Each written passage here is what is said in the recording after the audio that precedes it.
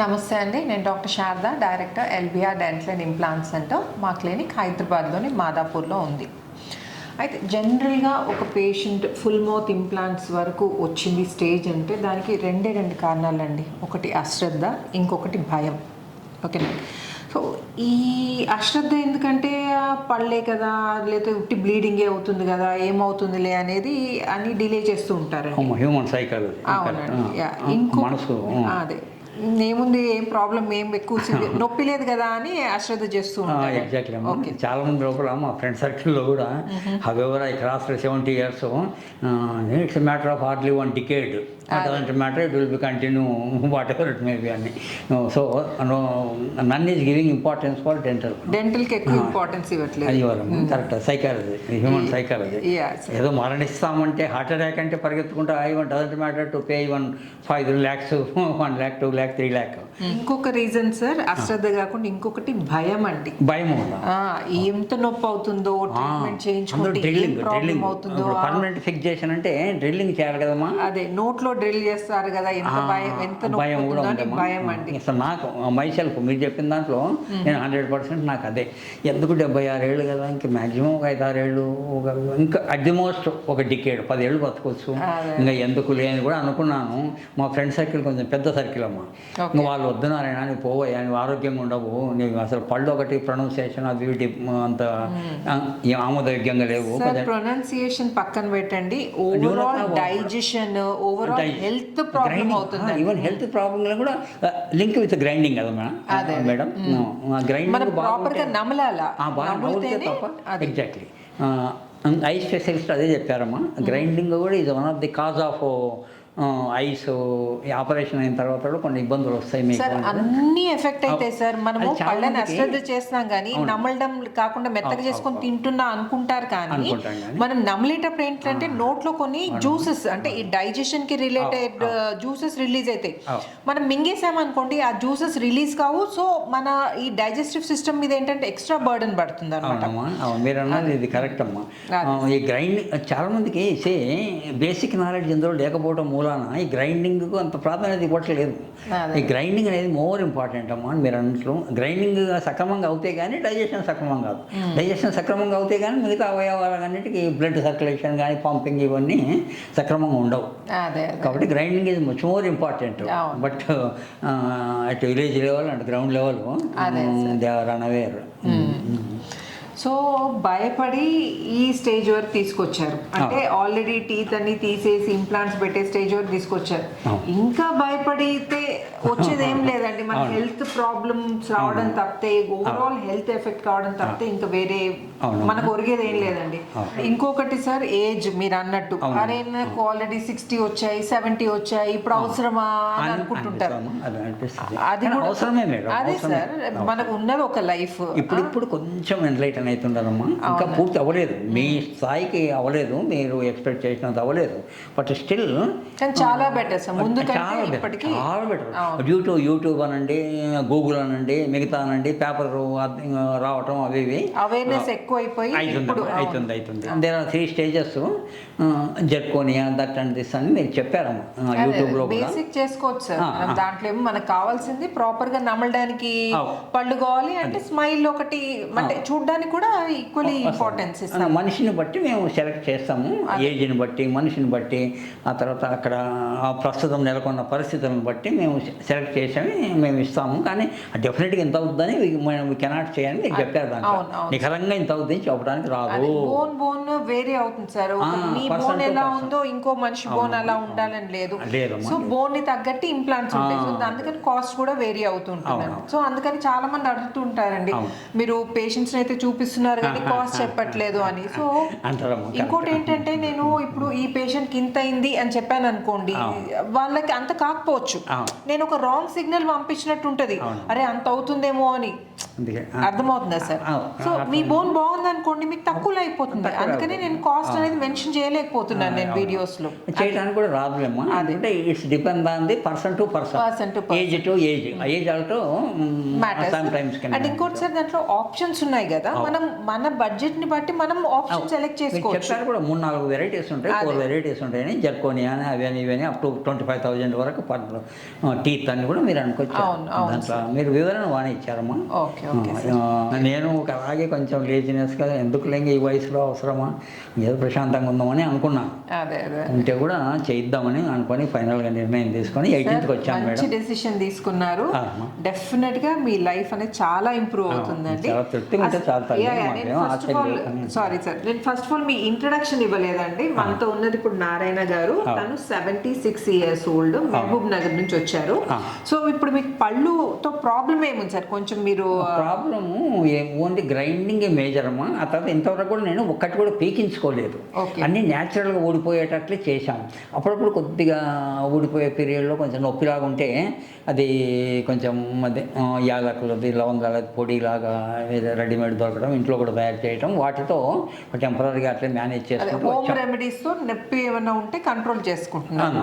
నేను ఇంతవరకు పీకించుకోవడం బలవంతంగా పీకించుకోలేదు ఎప్పుడు. కారణం ఏంటంటే మా ఫ్రెండ్ సర్కిల్లో పీకించుకున్నారు, ఎక్కువ వాసిందమ్మా డ్యూ టు మరి defect of doctor and other things నాకు తెలియదు.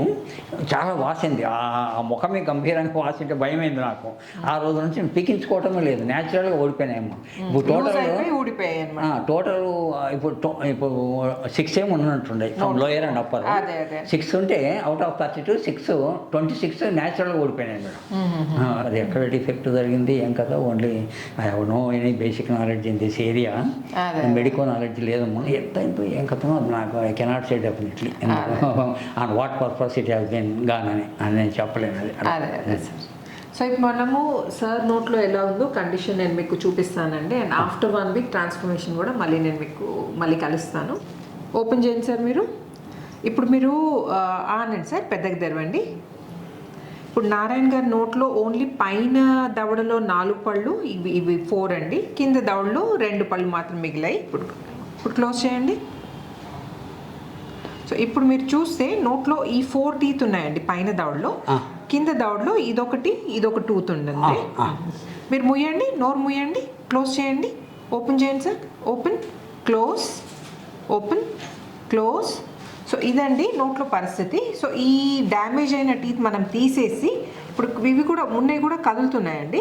ఈ డ్యామేజ్ అయిన టీత్ తీసేసి మనం ఇప్పుడు పైన 6 కింద 6 ఇంప్లాంట్స్ పెట్టి టీత్ అన్ని రీప్లేస్ చేయబోతున్నాం. ఇది నారాయణ గారి ప్రజెంట్ కండిషన్. నేను ఆఫ్టర్ కండిషన్తో మళ్ళీ నేను ఇంప్లాంట్స్ పెట్టిన తర్వాత 1 week తర్వాత మళ్ళీ కలుస్తాను. వెల్కమ్ బ్యాక్ అండి. 15 days బ్యాక్ యాక్చువల్లీ నారాయణ గారి కండిషన్ చూసారు కదా. టీత్ ఫిక్స్ చేసి 1 week అవుతుందండి. ఈరోజు 1 weekకి మళ్ళీ చెకప్కి వచ్చారు. సో సార్ది ఎలా ఉంది ఈ 1 week, అంటే ఈ జర్నీ ఎలా ఉంది, ఇంప్లాంట్ జర్నీ, ఇంప్లాంట్ పెట్టించుకోవడం, నొప్పి గురించి కానీ మీ ఎక్స్పీరియన్స్ అంతా ఒకసారి షేర్ చేయండి సార్ మీరు. నా పేరు అక్యం నారాయణ. సొంత నివాసం మహబూబ్ నగర్. శ్రీనివాస్ గారిని యూట్యూబ్, గూగుల్ అనండి, శ్రేయోభిలాషులు చెప్పిన విషయాలు అన్నీ తెలుసుకొని ఇక్కడైతే బాగుంటుంది అని ఒక 6th sense అలా చెబితే సరే అని చెప్పేసి ఇక్కడికి రావడం జరిగిందమ్మా. 25 గత నెల 25కు మెయిన్ ఆపరేషన్, సర్జికల్ ఆపరేషన్ 25వ తారీఖు అయింది. అక్కడ నుంచి ఆల్టర్నేటివ్ డేస్లో అట్లా. అంటే సర్జరీ రోజు ఏమైనా ఇబ్బంది అయిందా సార్? నాకేం పెద్దగా అనిపించలేదు. నా వయసులో నాకు 76 సంవత్సరాలు ప్రస్తుతం. 76 సంవత్సరాలు ఉన్నప్పటికీ నాకేం ఇబ్బంది అనిపించలేదు. ఎప్పటికీ శరీరాన్ని ఆ రకంగా పెట్టాం. ఉదయం సాయంత్రం వాకింగ్, మంచి చెడ్డ, తినే ఆహార పదార్థాల్లో కానీ డైట్ ఇలాంటివన్నీ జాగ్రత్తగా పెట్టుకున్నా కాబట్టి నాకు అంత సమస్య అనిపించలేదమ్మా. 76 సంవత్సరాలైనా ఏం సమస్య రాలేదు. ఓకే. సో ఇప్పుడు టీత్ ఫిక్స్ చేసి 1 week అవుతుంది కదా సార్ మీకు? 1 week అయిందా అండి? అవునమ్మా. ఇప్పుడు ఎలా ఉందండి, మీరు తినగలుగుతున్నారా ప్రాపర్గా? మీ ఎక్స్పీరియన్స్ ఏంటి? కొత్త టీత్ వచ్చిన తర్వాత మీ ఫ్రెండ్స్ ఏమన్నా కాంప్లిమెంట్ ఇచ్చారా? ఎలా ఉంది, మీరు తినగలుగుతున్నారా?